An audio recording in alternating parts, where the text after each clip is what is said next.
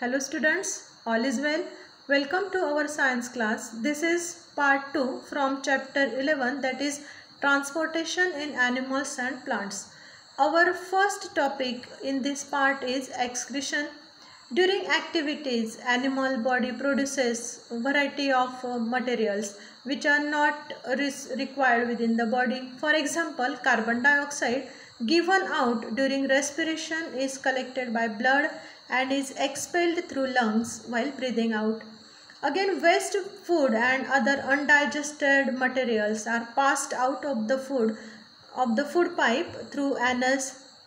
Excess sugar, if any, is converted into glycogen in the liver and is stored in liver for future use. Protein waste coming out from dead cells and other life activities are converted into ammonia and urea and are pushed out of the body in two ways, that is sweat and urine. Our next topic is excretion in amoeba and some other unicellular organisms. Amoeba is unicellular organism that lacks special excretory organs for passing out waste products from its body. Excretion of carbon dioxide and dissolved waste material in amoeba, paramecium and hydra, which live in water, is through their skin, and it is done by diffusion. However, solid waste is excreted out through the process of ejection. On the screen you can see the process of ejection in amoeba, that is, first of all the food particle is engulfed by the amoeba with the help of pseudopodia. Here you can see the pseudopodia are formed and the food is engulfed by it. Food vacuole is formed, means the food is stored in the food vacuole, and then after digestion of this food the undigested part is ejected out of the body of amoeba. This process is called as ejection. Next we are going to study about excretion in human. On the screen you can see human excretory system.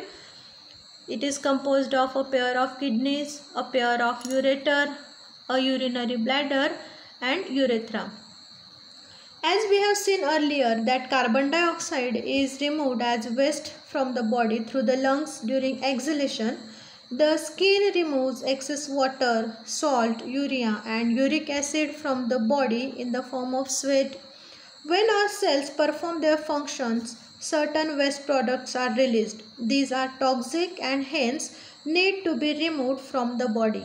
The process of removal of waste produced in the cells of the living organisms is called as excretion. The parts involved in excretion form the excretory system, as you can see on the screen. The waste which is present in the blood has to be removed from the body. This is done by the blood capillaries in the kidneys. So kidneys are pair of red bean-shaped organs. The blood collects the waste from all over the body, and when that blood flows through the kidneys collect these waste from the blood and forms urine. You know that 95% of urine is just water, 2.5% is urea and 2.5% is other waste products. From the kidneys, the urine goes into two tubes called as ureters, and then it gets stored into the urinary bladder for a short time. It is passed through the urinary opening at the end of muscular tube called as urethra. And this process of eliminating harmful substances from the body of living organisms is called as excretion. In short, human excretory system comprises of kidneys, which are a pair of reddish bean-shaped organs, two tubes called as ureters, and a urinary bladder that stores urine, and a urethra which passes out urine. If the urine is not working properly, then dialysis is the method by which the pure blood is again transferred to the body of the patient. So we are going to study about dialysis. Kidneys are vital organs for survival. Several factors like infections, injury, or restricted blood flow to the kidneys reduce the activity of kidneys. This leads to accumulation of poisonous waste in the body, which can even lead to death. In case of kidney failure, an artificial kidney can be used, which is a device to remove nitrogenous waste products from the blood through dialysis, and this process is also called as dialyzer. An artificial kidney contains a number of tubes with a semi-permeable lining suspended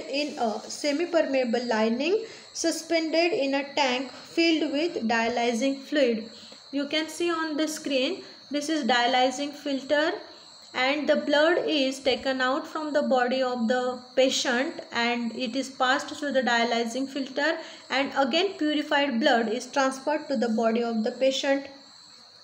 The patient's blood passed through the tubes. During this passage, the waste products from the blood passed into dialyzing fluid and the purified blood is pumped back into the patient. This is similar to the function of kidney, but it is different since there is no absorption involved.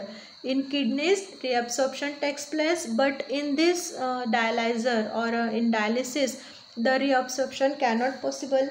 Normally, in a healthy adult, the initial filtrate in the kidney is also 180 liter per day. Now, we are going to study about the sweating, which is also a part of excretion. Sweating is also a form of excretion. It is also called as perspiration.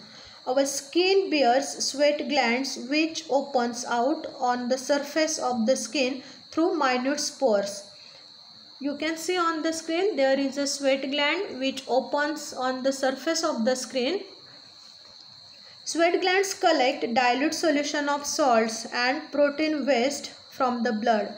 Means in our sweat, salts are there. This is sweat, and sweating is more when it is hot and humid or when one exercises.